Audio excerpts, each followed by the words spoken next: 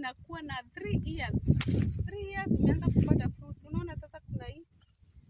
Hii ni type moja. Kuna hii na kuna ingine. Unaenda unapata kuna ile iko green, kuna ile iko yellow, kuna ile yenye si yellow sana. So ina depend, lakini mimi napenda green, but sometimes ni vizuri kuwa na zote. Siku yenye utapata customers watataka different varieties, so inabidi. Unaona hizi zote ni minazi. Hizi zote ni minazi, ziko 160 acres ya minazi. So unaona unaweza taka mahali ununue upande coconut, unaenda unapumzika, unagoja. Bora ununue hizi, bora ununue drips. Drips is a must.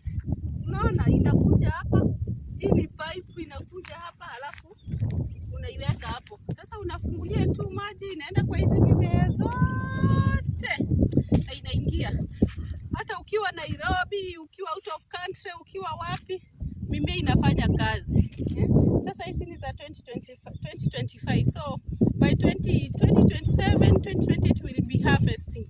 Na unaona kuna mtu ako na shamba, acha nimuonyeshe. Kuna watu wako na mashamba zimelala. Angalia. Hii ni shamba imelala. Hii ni shamba imelala. Hata hizi angalia jirani, aone jirani ako na kaidia. Watu tuchangamuke. Si umaskini, lazima tumalize umaskini. Tafuteni hizi hybrid. Within 3 years una harvest. Na hizi zitaki. Unaona venye huku ni manyazi. Hakuna ati kushinda umepalilia. Hii nyasi unakata tu, hakuna kushinda umepalilia. Bora penye ni pasafi, pale pa coconut umefunika maji. And life continues.